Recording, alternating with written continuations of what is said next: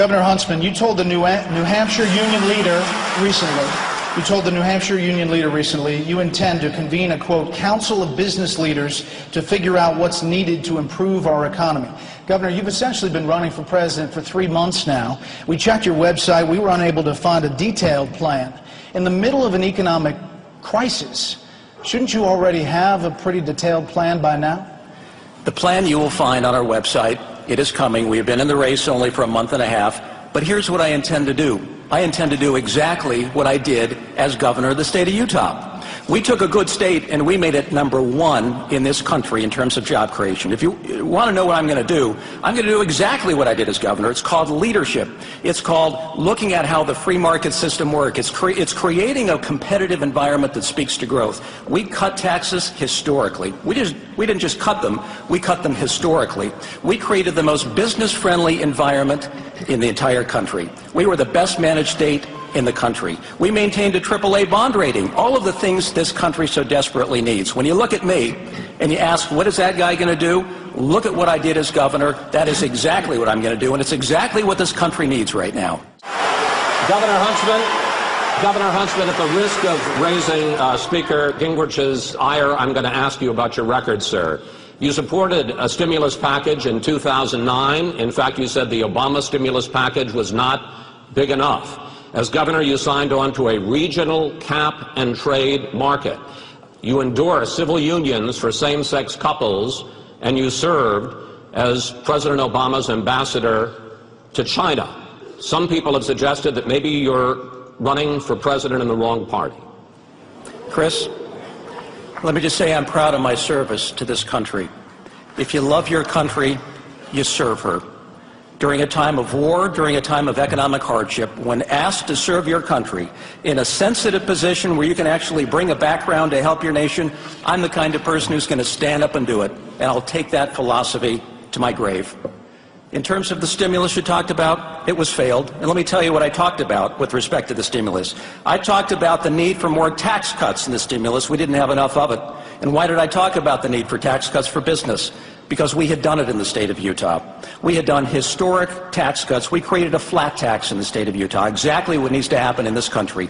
We got the economy moving. We became the #1 job creator in this nation and the best managed state. That's exactly what needs to happen in this nation. I am running on my record, and I'm proud to run on my record. Mr. Kane. This is the topic, illegal immigration. Susan. Okay, we'll start with Governor Huntsman. You said that we need to build a fence to secure our borders, but then we need to deal with the millions of illegal immigrants already here in the country.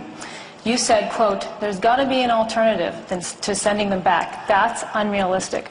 Governor Huntsman, are you proposing citizenship for illegal aliens? Listen, I am a conservative problem solver. I am pro-life. I'm pro-Second Amendment. I'm pro-growth on economics. And I'm here to tell you that when elected president, the thing we need to do most on illegal immigration, because there has been zero leadership in Washington, and with zero leadership in Washington, we've created this patchwork of solutions in a lot of the states, which makes for a very complex and confusing environment. When elected president, I'm simply going to prove to the American people that we can secure the border. That's what they want done. And I'm not going to talk about anything else until we get it done. Secure the border. 1,800 miles, we've got a third of it done between fencing and technology and National Guard boots on the ground. We can finish. And I'll talk to the 4 border state governors and get verification from them that, in fact, we've secured the border. And once that is done, then we can move on. But this discussion has zero in the way of any intellectual credibility until such time as we secure the border. Governor Huntsman, you are the former ambassador to China for the Obama administration. Last week, a top cybersecurity firm detailed new instances of cyber espionage, hacking into U.S. computers. Experts said, quote, all signs point to China. Would you, as president, consider cyber attacks acts of war? Absolutely. This is the new war field. cyber intrusion is. What we need in this country is to use this issue as not only an economic development tool, but also a national security tool. We need early warning capabilities, and we need safeguards, and we need countermeasures. Not only have government institutions been hacked into, but private individuals have been hacked too. It's gone beyond the pale. Listen, this is also part of a dialogue that has not taken place with the Chinese. We need a strategic dialogue at the highest levels between the United States and China. That is not happening. This is a relationship, the United States and China, we are both on the world stage. As far as you can see into the 21st century, we are going to have to deal with the Chinese. We better get it right. I understand this relationship. I've been at it for 30 years. I think it'd be a great thing to have a president of the United States who knew something about China. Recently, a Des Moines Register poll found that 58% of likely caucus goers, Republican caucus goers here in Iowa, consider support for civil unions a deal killer for a candidate. You support civil unions. Why are you right, and most of these other candidates, along with most GOP caucus goers, why are they wrong? Byron, I'm running on my record. I'm proud to run on my record. Some people run from their record. I'm running on my record.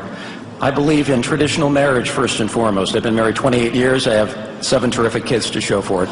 But I also believe in civil unions because I think this nation can do a better job when it comes to equality. And I think this nation can do a better job when it comes to reciprocal beneficiary rights. And I believe that this is something that ought to be discussed among the various states. I don't have any problem with states having this discussion, but as for me, I support civil unions. So the question was, why are they wrong? Why are they wrong?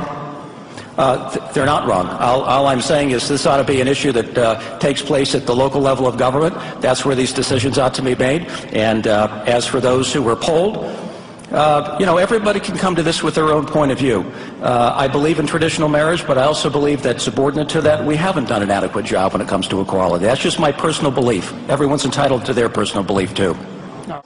You've touted your job-creating abilities as Utah's chief executive, but let's talk about your time in the private sector. You said that you helped create thousands of jobs as vice chairman of the board of the Huntsman Corporation.